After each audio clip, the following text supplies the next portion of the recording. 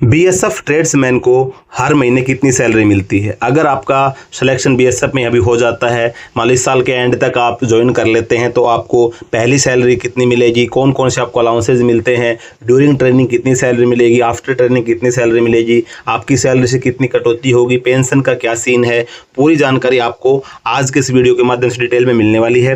Channel पर अगर आप पहली बार विजिट करें, सब्सक्राइब जरूर कर लीजिएगा। वीडियो को लाइक नहीं कर लाइक कर लेना। टेलीग्राम ग्रुप ज्वाइन करना चाहते हैं, डिस्क्रिप्शन लिंक है, टेलीग्राम ग्रुप पे आप ज्वाइन कर सकते हैं।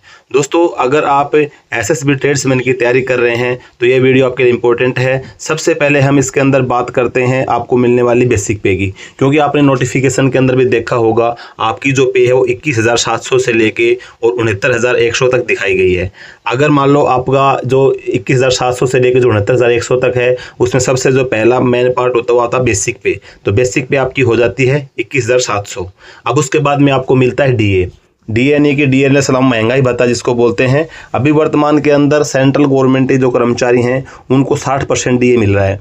तो आपका जो 21,700 जो बेसिक पे था, जो भी जितना परसेंट बनेगा आपका, जो भी अलाउंस जितना परसेंट मिलता है उसी के ऊपर मिलता है आपको। तो 21,700 का 60% आपको डीए मिल जाता है। तो आपका बेसिक पे और डीए दोनों जोड़ने के बाद में आपकी जो सैलरी बनती है वो बन जाती है 34,720 रुपये। इसके बाद आपको मिलता है HRA यानी कि हाउस रेंट अलाउंस। HRA जो होता है 3 कैटेगरी में मिलता है, X कैटेगरी, Y कैटेगरी और Z कैटेगरी। अगर आपको X कैटेगरी के लिए एलिजिबल है तो आपको बेसिक पे का 30% मिलता है, Y कैटेगरी के लिए आपको 20% मिलता है और Z कैटेगरी के लिए आपको 10% मिलता है। अगर हम मिनिमम से मिनिमम भी जोड़ेंगे आपको 10% मिलेगा।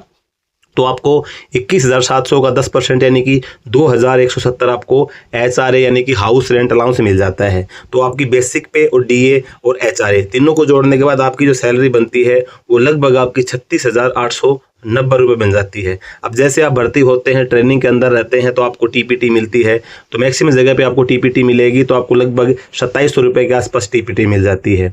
उसके लिए आपकी जो सैलरी टीपीटी को भी इसमें ऐड कर देंगे तो आपकी सैलरी लगभग 39,590 रुपये बन गई। अब उसके बाद में आप जैसे बीएसएफ, सीआरपीएफ, आईटीबीपी, सीआईएसएफ जितनी भी फोर्सेज हैं, इन सभी के अंदर जो आपका राशन होता है, जैसे आर्मी, नेवी, एयरफोर्स की तरह फ्री नहीं होता है। आपका जो राशन होता है वो सेंट्रल गवर्नमेंट के द्वारा आपको राशन मनी आपको अकाउंट में दी जाती है और आपका पेड राशन होता है। वो पैसा जो आपके खाते में आता है उसको निकाल के आपको मैस इंचार्ज को देना होता है।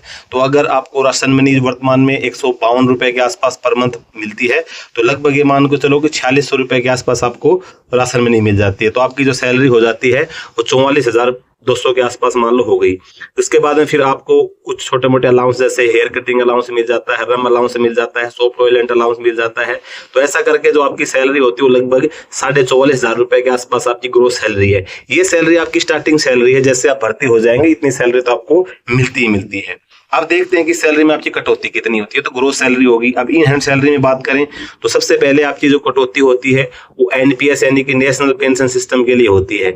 जो ओल्ड पेंशन सिस्टम था 2004 के बाद बंद कर दिया गया है। 2004 के बाद में फोर्स में जो भी जवान भर्ती होंगे, फिर सेंट्रल गवर्नमेंट के कर्मचारी जो होते हैं, उनका 10% बेसिक और डीए को जोड़ के उसका दोनों का 10% आपका कटता है और 14% गवर्नमेंट अपनी तरफ से देती है। तो लगभग 24% आपका एक एनपीएस का अकाउंट खुलता है, उसके अंदर ये पैसा जमा होता रहता है। तो बेसिक पे और डीए को दोनों को जोड़ के आपका जो टोटल बना था 34,720 रुपये बना था। इसका 10% 3,472 रुपये जो होगा वो आपका एनपीएस के लिए कट जाता है। तो इसको अगर इसमें कम कर देंगे तो आपकी सैलरी लगभग मान के चलो कि 41,000 रुपये के आसपास आपकी सैलरी भी बच जाती है। इसके बाद में फिर आप मतलब मेस के अंदर रहेंगे तो भाई आपको कैंप के अंदर रहेंगे तो आप खाना भी खाएंगे, तो उसमें से 4,500 रुपये आप मेस के भी निकाल दो, क्योंकि पूरे ये पैसा आपको तभी काम आता है जब आप या तो छुट्टी पे रहते हैं या फिर आपने फैमिली रखी हुई अपने गवर्नमेंट क्वार्टर में, आप अपने घर पे आपकी बीवी खाना बना रही है, मम्मी पापा जो भी खाना बनाते हैं वो पैसा फिर आपका है। अगर आप जितने दिन कैंप के अंदर जो मेस चलती है उसमें खाना खाएंगे तो वो पैसा फिर उतने टाइम का आपको देना पड़ता है।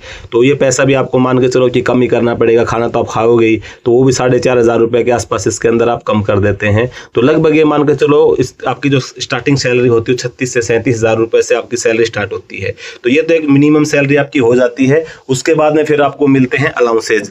अलाउंसेज कौन से? जब आप पोस्टिंग हो जाती है, जैसे आप ट्रेनिंग वगैरह कंप्लीट कर लेते हैं और आपको किसी हार्ड एरिया में पोस्टिंग हो जाती है, बॉर्डर इलाके मान लो, या फिर जम्मू कश्मीर या फिर छत्तीसगढ़ वगैरह में, या ऐसी जगह पे पोस्टिंग हो जाती है जहाँ पे अलाउंस मिलते हैं।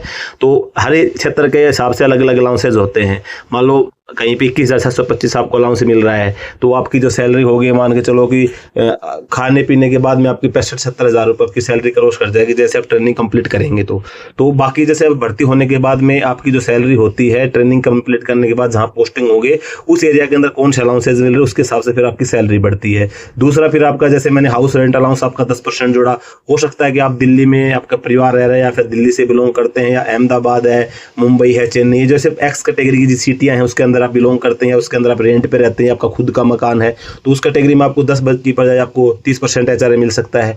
या फिर आपको वाई कैटेगरी की सिटी हैं उनके अंदर जैसे जयपुर है, पुणे है, इस प्रकार की जो भी सिटियाँ होंगी जो वाई कैटेगरी में आती हैं उनको फिर आपको 20% HRA मिलता है। तो उस कंडीशन में फिर आपका सैलरी बढ़ सकता है। ये मैंने एक मिनिमम से मिनिमम क्राइटेरिया बताया कि भाई इतनी सैलरी आपको मिलती है। तो सैलरी की कोई कमी नहीं, अच्छी खासी सैलरी है। बाकी आपका और कोई खर्चा भैया पर्सनल कितना भी खर्चा कर सकते हैं, खाना पीना आपका फ्री हो गया, इसके अंदर रहने का कोई आपका चार्ज लगता नहीं है।